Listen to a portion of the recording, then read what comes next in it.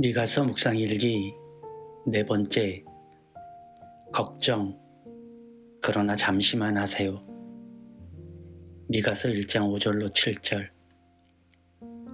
이 모든 일이 일어나는 것은 야곱의 죄 때문이며 이스라엘의 집의 범죄 때문이다. 야곱의 죄가 무엇이냐? 사마리아가 아니더냐? 유다의 산당이 무엇이냐? 예루살렘이 아니더냐? 내가 사마리아를 빈들의 폐허로 포도나 가꿀 밭으로 만들겠다. 그 성의 돌들은 골짜기에 쏟아붓고 성의 기초가 드러나게 하겠다. 새겨서 만든 우상을 모두 박살내고 몸을 팔아서 모은 재물을 모두 불에 태우고 우상을 모두 부수어서 쓰레기 더미로 만들겠다. 몸을 팔아서 화대로 긁어 모았으니 이제 모든 것이 다시 창녀의 몸값으로 나갈 것이다.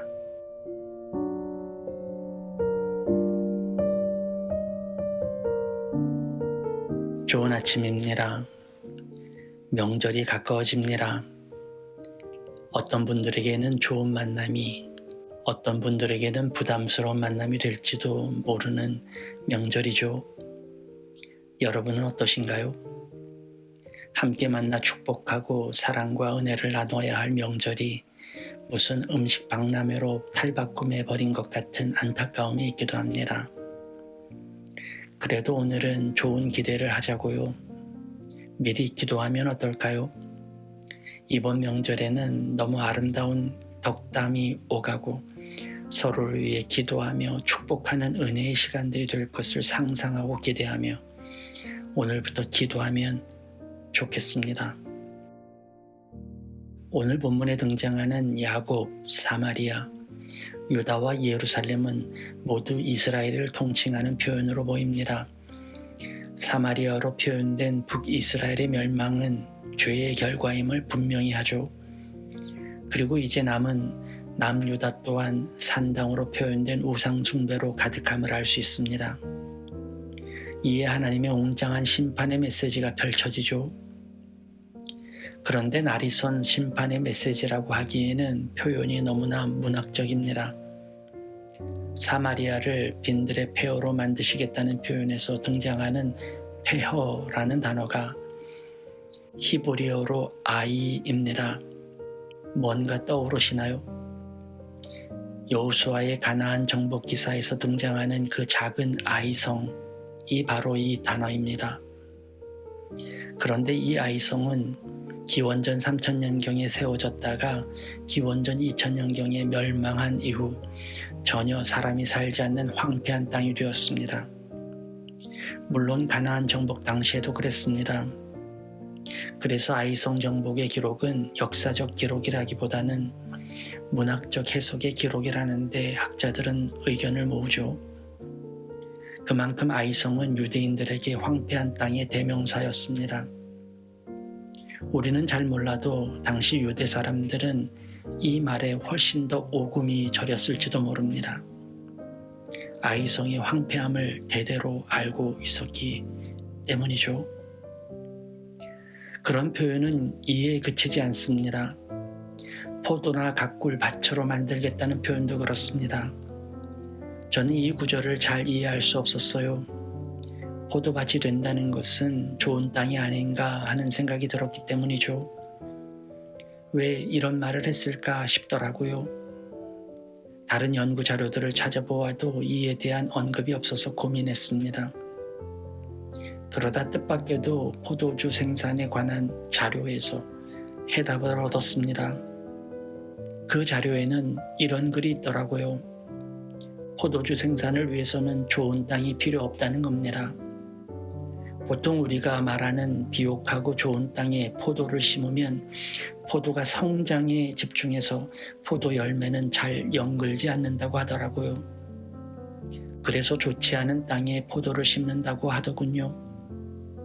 포도나무는 생명력이 강해서 좋지 않은 땅에서도 살아남는다고 합니다.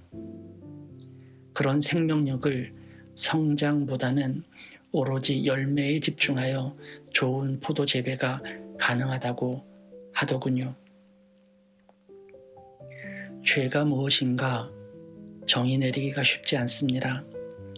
본문에서 말하는 죄는 우상숭배를 뜻하죠. 우상숭배 또한 한 문장으로 규정하기가 어려울 만큼 그 범위가 넓고 깊죠. 그러나 분명한 점은 있습니다. 그 우상숭배가 우리의 마음과 영혼을 피폐하게 만든다는 점입니다. 우리 공동체에서 소위 많은 이들이 알고 있는 우상을 숭배하는 이들은 없을 겁니다. 혹은 미신에 빠져 헤어나오지 못하는 이들도 없을 거예요. 제가 알고 있는 한 그렇습니다.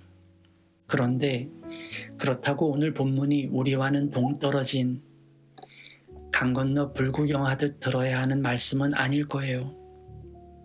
왜냐하면 우리에게 또 다른 우상들이 있기 때문입니다. 바로 걱정과 근심, 염려와 불안이죠. 하기도 전에 미리 걱정하고 안 될 것을 먼저 생각하는 습성들이 있습니다. 하나님이 이끄실 것보다는 나쁜 경험들이 먼저 생각나고 주님의 예비하심보다는 수많은 세상의 태클들이 더 강하게 임하는 마음들이 그렇습니다. 결단을 하면서도 그 결단으로 이루어질 아름다운 미래보다 잘 지켜지지 않을 수만 가지의 이유들이 먼저 떠오르는 습관에 젖어 있고 기도한다면서도 하기도 전에 벌써 안 될 자락들을 미리 깔아두죠. 어떤 이들은 안 될 경우 상처를 덜 받기 위해서라고 자위를 합니다. 그런데 그것은 믿음이 아니라 양다리라는 것을 알지 못하죠.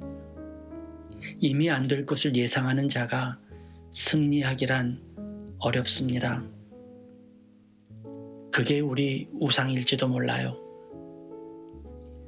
버리지 못하는 우상, 하나님보다 더 믿는 우상, 더 많이 생각하고 더 중요하게 다가오고 어디서도 빠지지 않는 우상 말이죠. 이 우상이 우리에게 정말 해로운 점은 다름이 아닙니다. 우리의 심령을 피폐하게 만든다는 점이죠. 늘 자신 없고 늘 비굴하게 만들죠. 어디서도 결단하거나 한 가지를 선택하는 법이 없어요. 늘 갈팡질팡하죠. 그리고 하는 말, 내가 그럴 줄 알았다 하죠. 그 마음에는 씨가 자라지 않습니다. 황폐하기 때문이죠. 그런 마음에는 은혜가 깃들지 않아요. 마치 길가에 뿌려진 가시덤불에 떨어진 씨앗처럼 말입니다. 주님의 말씀이 믿어지지 않고 그분의 손길이 부담스러워집니다. 하나님의 음성은 오히려 나를 옥죄는 것처럼 힘들고 말씀대로 사는 것, 기도하며 사는 것, 심지어 찬송을 듣는 것조차 짜증나게 하죠. 그렇게 나의 마음밭은 무너져 내립니다. 걱정할 수 있죠. 그러나 잠시만 하세요. 나쁜 생각 떠오를 수 있죠. 그러나 빨리 멈추세요. 부정적인 혼잣말 할 수 있죠.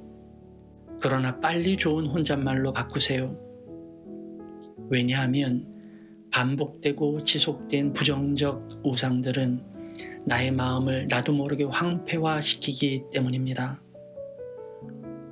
좋은 음식, 좋은 운동, 좋은 습관처럼 나의 영에도 좋은 생각, 좋은 운동과 습관이 있어요. 주님이 하신 일을 기억하는 것, 그리고 주님이 하실 일을 기대하는 것, 그것이 우리가 가질 영적인 운동입니다.